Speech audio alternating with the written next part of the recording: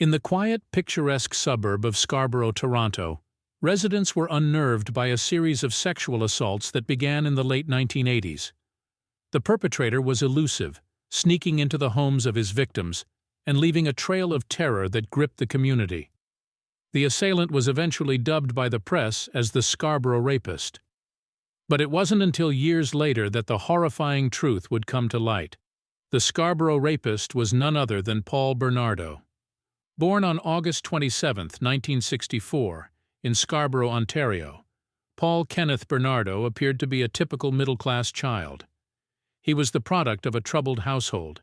His father was a peeping Tom and his mother suffered from depression. Despite the tumultuous environment, Bernardo maintained a facade of normalcy, doing well in school and displaying a charm that would later prove deadly.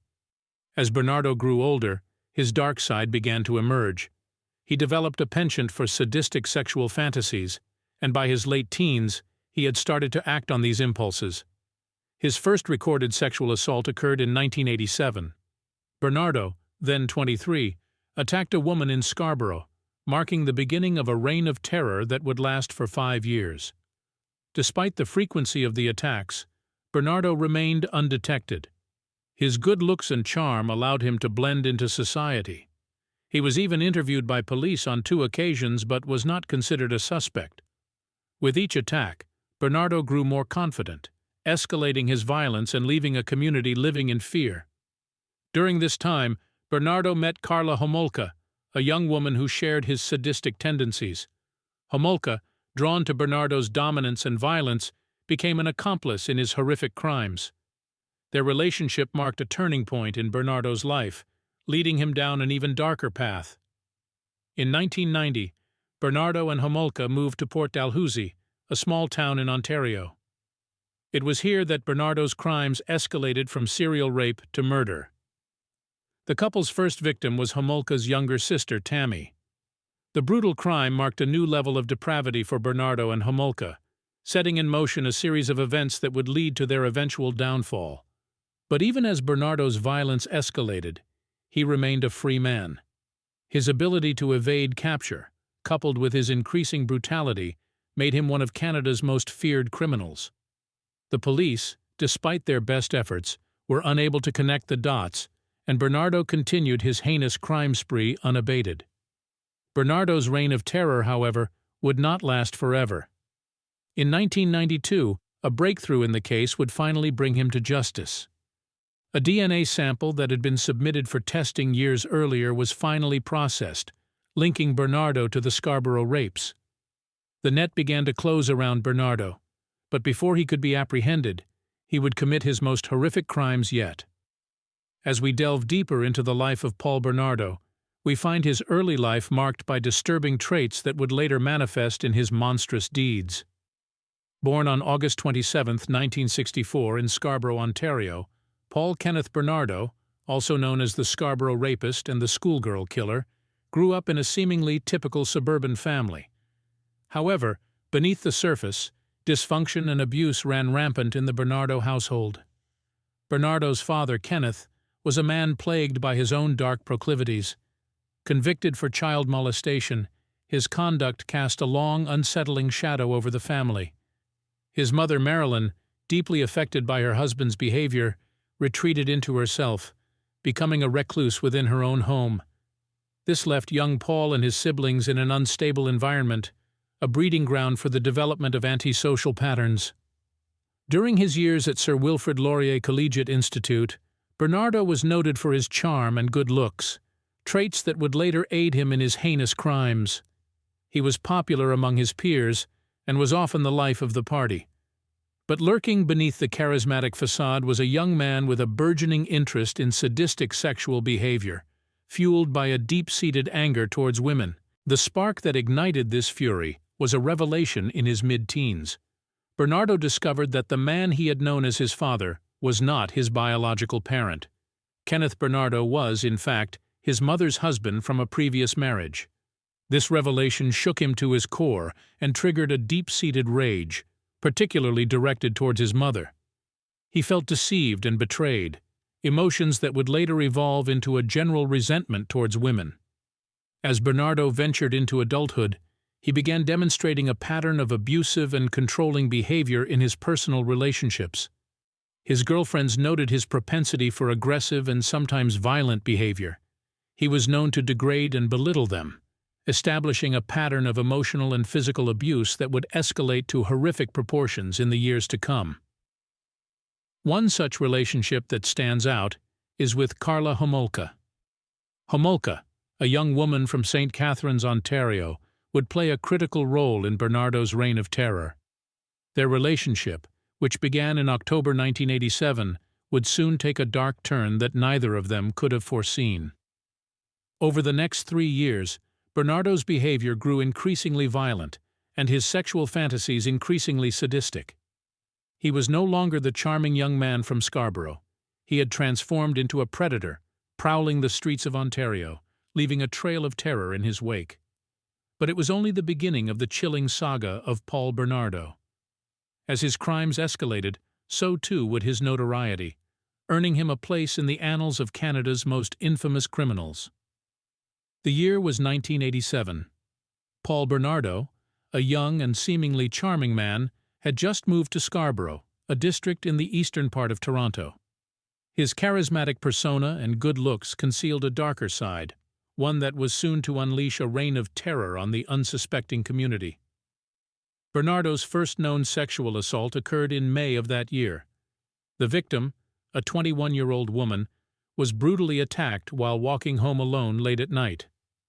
This assault marked the beginning of a horrifying spree that would span over the next 2 years, earning Bernardo the chilling moniker, the Scarborough Rapist. As reports of these attacks flooded local news stations, a palpable fear spread through the community. Women were advised not to walk alone at night, and self-defense classes saw a surge in enrollment. Yet amidst the fear and panic, Bernardo continued his predatory behavior unchecked. Bernardo's modus operandi was shockingly consistent. He would stalk his victims, often for several days, learning their routines and habits. He would then strike when they were alone, usually late at night. His attacks were brutal, often involving both physical and sexual violence. Despite the consistent patterns in his attacks, the police were unable to catch him. One key factor that contributed to Bernardo's ability to evade capture was his seemingly normal exterior. He was an attractive, well-dressed, and well-spoken young man. He held a steady job as an accountant and was well-liked by his peers. This facade of normality helped shield him from suspicion and allowed him to blend seamlessly into the community he was terrorizing. Bernardo's reign of terror in Scarborough ended in 1990, but his criminal activities did not. The following year he met Karla Homolka, a young woman who would become infamously linked with Bernardo in one of the most horrifying crime sprees in Canadian history. Homolka, impressed by Bernardo's charm and good looks, quickly fell for him. Unbeknownst to her, Bernardo had been living a double life, hiding a dark and violent side from the world. As their relationship developed, Homolka became entangled in Bernardo's twisted world of violence and sexual assault. In the years that followed, the pair committed a series of heinous crimes that would shock the nation and leave a permanent mark on the Canadian criminal justice system. These crimes, and the trials that followed, would expose the true extent of Bernardo's violent nature and his ability to manipulate those around him. It's a chilling tale of deceit, violence, and manipulation that we will delve into further in our ongoing exploration of the life and crimes of Paul Bernardo. In the early 1990s, Paul Bernardo's actions would take a darker turn, escalating from brutal rapes to horrific murders. This was a man who was not content with merely terrorizing women. He wanted to assert his dominance in the most heinous way possible. The introduction of Karla Homolka into his life would only serve to fuel his monstrous impulses. Homolka and Bernardo met in 1987 when she was just 17 and he was 23. They were, to all appearances, a picture-perfect couple. Yet beneath this veneer of normalcy, something far more sinister was brewing. Homolka was not just a passive observer to Bernardo's violent tendencies. She was an active participant, aiding and abetting him in his horrendous acts. Their first victim was an unfortunate soul who happened to share a home with them. Homolka's younger sister, Tammy. In a chilling display of their shared depravity, they drugged, sexually assaulted, and ultimately killed the 15-year-old in December 1990. Her death was ruled as an accident due to alcohol poisoning, leaving the couple free to continue their reign of terror. The following year, they abducted and murdered 14-year-old Leslie Mahaffey. Her dismembered body was found encased in cement blocks in a nearby lake, marking a gruesome end to her young life.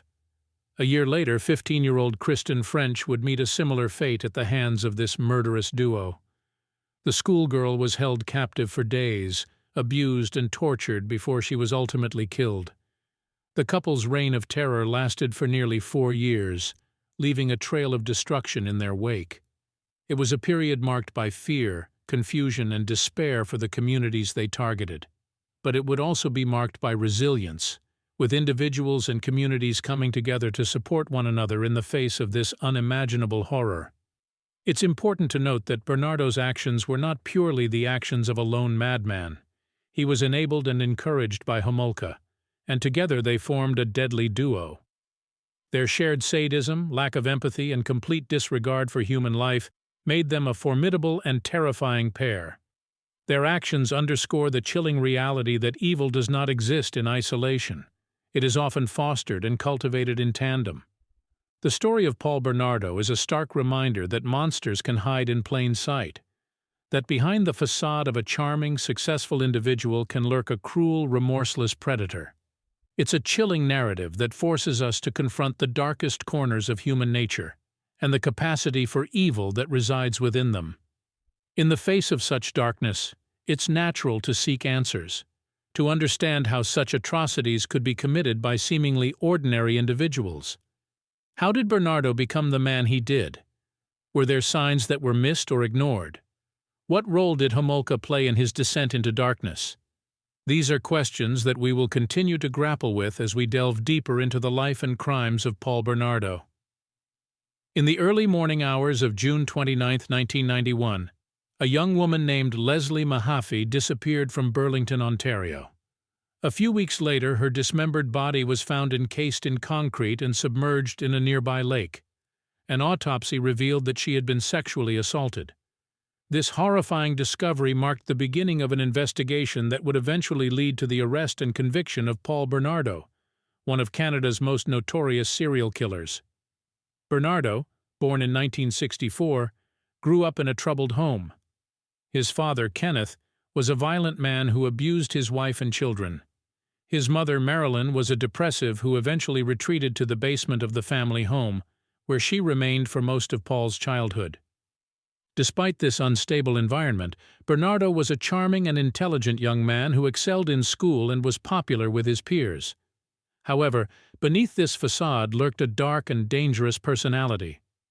In his late teens, Bernardo developed a fascination with violent pornography and began to exhibit increasingly sadistic tendencies.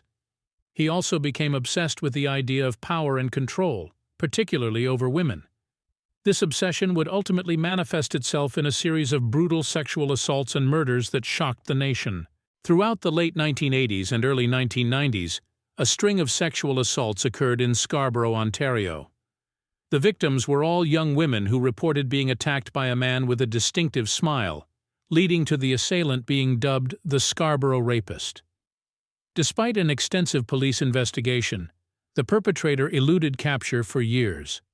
In 1987, Bernardo met Karla Homolka, a young woman who would become his accomplice in his most horrific crimes. Homolka was smitten with Bernardo and was willing to do anything to please him, even if it meant participating in his violent fantasies. Their relationship was marked by a shared fascination with sadistic sex and violence, creating a deadly partnership that would result in the deaths of at least 3 young women. The first of these victims was Homolka's own younger sister, Tammy. On December 24, 1990, Bernardo and Homolka drugged Tammy with an anesthetic stolen from the veterinary clinic where Homolka worked. They then sexually assaulted her, with Homolka actively participating in the act. Tammy choked on her own vomit and died, but her death was ruled an accident. The second victim was Leslie Mahaffey, who Bernardo abducted from outside her home in June 1991. Over the following weeks, Bernardo and Homolka subjected Mahaffey to a horrific ordeal of sexual torture before killing her and disposing of her body. Despite the brutality of these crimes, Bernardo and Homolka remained free for nearly 2 years. It was only after the death of their third victim, Kristen French, in April 1992, that the police began to close in on the couple. The investigation that followed would expose the full extent of Bernardo's depravity and lead to one of the most sensational trials in Canadian history. The explosive media coverage surrounding Paul Bernardo's arrest in 1993 painted a portrait of an unassuming, charming young man whose monstrous impulses had been hiding in plain sight. It was a narrative that captured the imagination of the public, creating a specter of horror lurking beneath the surface of suburban normality. Paul Bernardo's trial began on May 18, 1994, almost a year after his arrest. The courtroom was packed with journalists, family members of the victims, and the curious public, all of whom were about to hear the gruesome details of Bernardo's crimes. Crown Attorney Ray Houlihan opened the prosecution's case, describing in chilling detail the horrific acts committed by Bernardo. One of the key pieces of evidence presented by the prosecution was the series of videotapes that Bernardo had made of his crimes. These tapes, discovered hidden in a light fixture in the Bernardo's home, provided irrefutable proof of Bernardo's guilt. They were so graphic and disturbing that the judge ordered them sealed from the public, allowing only the jury and court officials to view them. The defense, led by John Rosen, portrayed Bernardo as a man under the influence of his then-wife, Karla Homolka. They argued that Bernardo was a reluctant participant in the crimes, manipulated by Homolka into committing the acts.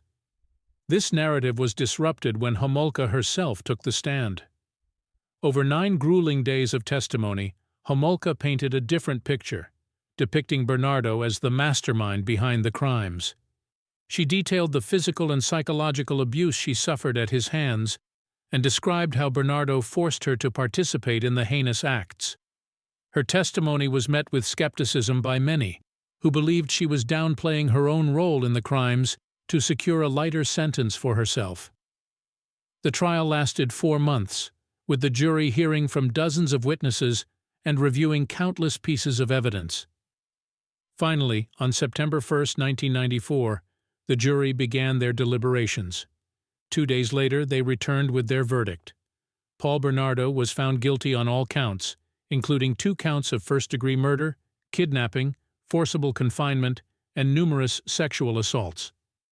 Upon hearing the verdict, the court erupted in applause, a rare occurrence in Canadian courtrooms. The judge, Patrick Lesage, then sentenced Bernardo to life imprisonment without the possibility of parole for 25 years, the maximum sentence in Canada. Bernardo's trial had been a media spectacle, captivating the nation and exposing the dark underbelly of suburban life. It was a stark reminder of the evil that can hide behind a facade of normality, forever shattering the illusion of safety in the quiet communities of Scarborough and St. Catharines. The confessions contained in Bernardo's statement were primarily focused on his own actions, but they also implicated his wife, Karla Homolka. The couple's pathological partnership was a chilling detail that added a new dimension to the horrors of Bernardo's crimes. Together, they were responsible for the sexual assault and murder of 3 young women, including Homolka's own sister. The couple's first victim was Homolka's younger sister, Tammy Homolka. In a disturbing plot, they drugged Tammy during a Christmas party at the Homolka family home in 1990. The teenager choked on her own vomit and died. Her death was initially ruled as an accident, but Bernardo's confession would later cast this event in a more sinister light. 2 other victims, Kristen French and Leslie Mahaffey, were abducted, sexually assaulted, and murdered by the couple. The evidence against Bernardo was substantial, but his wife's involvement complicated the case. When Bernardo was arrested in February 1993, Homolka was also taken into custody. She struck a plea deal with prosecutors, agreeing to testify against Bernardo in exchange for a reduced sentence. The deal was controversial, as it was made before Bernardo's confessions were discovered, and it was based on Homolka's claim that she was an unwilling accomplice forced into participation by Bernardo's violent threats. However, the videotapes found in the couple's home told a different story. They showed Homolka as an active participant in the sexual assaults, contradicting her claims of coercion. The discovery led to public outrage and calls to overturn Homolka's plea deal, but it was ultimately upheld by the courts. The trial of Paul Bernardo commenced in May 1995, more than 2 years after his arrest. The proceedings were a media spectacle, with the disturbing details of Bernardo's crimes drawing international attention. The videotapes were a key part of the prosecution's case, providing damning evidence of Bernardo's guilt. In the end, he was convicted of multiple charges, including 2 counts of first-degree murder, and sentenced to life in prison without the possibility of parole. The Bernardo case exposed a horrifying reality of serial sexual assault and murder. It left a lasting impact on Canadian society, leading to changes in the way such cases are handled by the justice system. Despite the conviction, the case left many questions unanswered, particularly regarding the extent of Homolka's involvement and the controversial plea deal she received. The dark legacy of Paul Bernardo serves as a chilling reminder of the depths of human depravity and the capacity for evil that can exist even within the most ordinary-seeming individuals. In the midst of the ongoing investigation, the chilling connection between Bernardo and the Scarborough rapist was finally made. A citizen's tip led the police to re-examine the DNA they had on file for the Scarborough rapist, comparing it to Bernardo's. The results were conclusive. It was a match. Paul Bernardo was the Scarborough rapist. This revelation sent shockwaves through the investigation team. The man they had interviewed and dismissed as a possible suspect was not only the Scarborough rapist, but was also potentially involved in the murders of Leslie Mahaffey and Kristen French.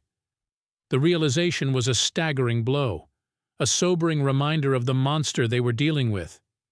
Once this connection was made, the police wasted no time in bringing Bernardo in. On February 17, 1993, he was arrested and charged with the murders of Mahaffey and French. It was a significant step forward in the case, but it also marked the beginning of a long and grueling trial process. During the trial, the prosecution presented a wealth of evidence against Bernardo. Forensic analysis confirmed that the girl's DNA was present in samples taken from the couple's house. The videotapes that Bernardo and Homolka had made of their heinous acts provided irrefutable evidence of their guilt. Bernardo's defense attorney, however, employed a strategy of shifting blame onto Homolka. They argued that she was the true mastermind behind the crimes, manipulating Bernardo into carrying out her violent fantasies. They painted Bernardo as a victim of Homolka's influence, claiming that he was under her control. However, this narrative was contradicted by the horrific content of the videotapes. They showed Bernardo actively participating in and even instigating the violence. They depicted a man who was not a passive participant, but an enthusiastic and ruthless predator.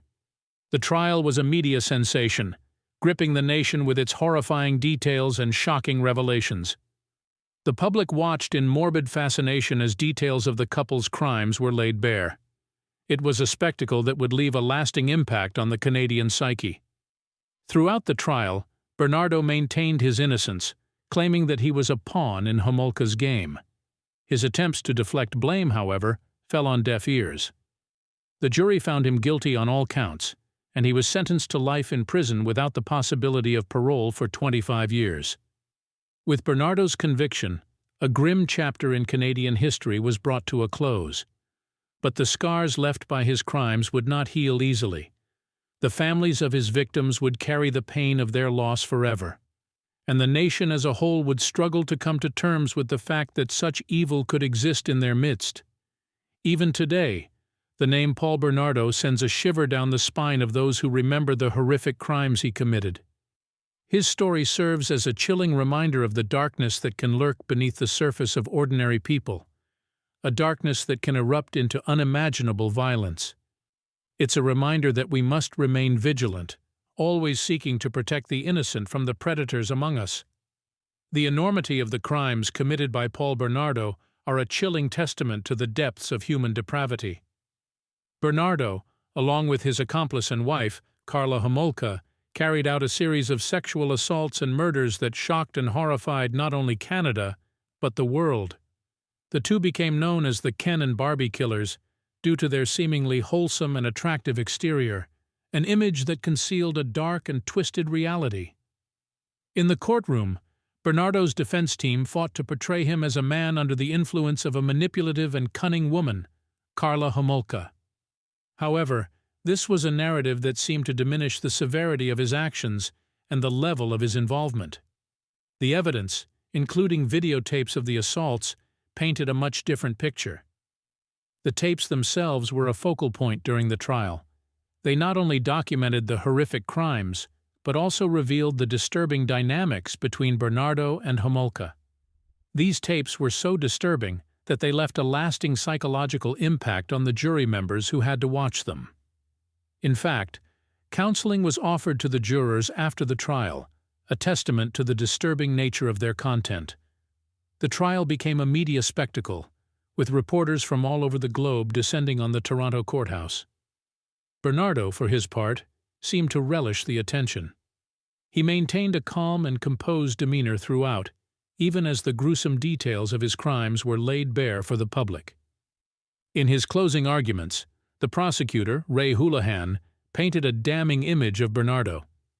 He described him as a predator who used charm and manipulation to lure his victims before subjecting them to unspeakable acts of violence. He dismissed the defense's portrayal of Bernardo as a pawn in Homolka's game, stating that it was clear he was an active participant, if not the primary instigator, in the crimes. On September 1, 1995, after many long and grueling months, the jury returned with their verdict. Paul Bernardo was found guilty of 2 counts of first-degree murder, as well as numerous counts of sexual assault. Upon hearing the verdict, the courtroom erupted in applause. A sense of relief seemed to wash over the victims' families, who had endured the unimaginable pain of not only losing their loved ones, but also witnessing their final moments played out in graphic detail on the courtroom screens. Despite the verdict, the case left an indelible mark on the Canadian psyche. The question of how someone as seemingly normal as Bernardo could commit such horrific acts lingered. It served as a chilling reminder that evil can lurk behind the most unsuspecting facades, forever shattering the illusion of safety and normalcy. The horror of Paul Bernardo's crimes lingered long after his trial. Both he and Karla Homolka had inflicted unimaginable suffering on their victims, forever staining the memory of a quiet, idyllic Canadian suburb with their monstrous acts. But as easy as it is to vilify them, to label them as deviants and outliers, their crimes also compel us to address the terrifying reality that evil can lurk in the most ordinary places, behind the most ordinary faces. It's a chilling reminder that we must all remain vigilant, and that we owe it to the victims of such atrocities to never forget their names. Even today, Paul Bernardo remains a haunting figure in the annals of criminal history. His name is synonymous with a chilling brand of sadism that shakes us to our core. Yet, it is crucial to remember that his story is also a stark warning about the potential consequences of ignoring red flags, of failing to act when action is necessary, and of underestimating the capacity for evil that can lurk in our midst. In the aftermath of the Bernardo case, law enforcement agencies and judicial systems worldwide have learned valuable lessons. Procedures for sharing information between police jurisdictions have improved in many places. Sexual assault laws have been scrutinized and reformed. The importance of thorough investigation and follow-up on all leads has been underscored. Even amidst the darkness of this story, there is a measure of hope that springs from the resilience of the survivors and the families of the victims. Their strength serves as a powerful testament to the human spirit, and their courage in the face of unimaginable pain inspires us all. These brave individuals remind us that while evil may exist, so too does the unyielding power of love, strength, and resilience. And so, we remember the innocent lives lost, the families shattered, and the communities torn apart by Paul Bernardo's heinous actions. We remember Kristen French, Leslie Mahaffey, Tammy Homolka, and the many unnamed victims of his sexual assaults. We remember them not for the way they died, but for the way they lived, the joy they brought to their families, their dreams, their aspirations, their vitality. We remember them as a reminder of the urgent need for justice and reform, of the relentless pursuit of truth, and the unwavering commitment to ensuring that no such horror goes unnoticed ever again. The story of Paul Bernardo is a painful reminder of the darkness that can reside within the human soul. Yet it is also a story of resilience, a testament to the strength and courage of victims and their families. In remembering them, we reaffirm our commitment to justice, to the pursuit of truth, and to the protection of the innocent. Thanks for listening. This has been another episode of True Crime Files. If you enjoyed today's episode, be sure to follow us wherever you listen to podcasts. And if you'd like to support the show, subscribe to True Crime Files on Spotify. Subscribe now.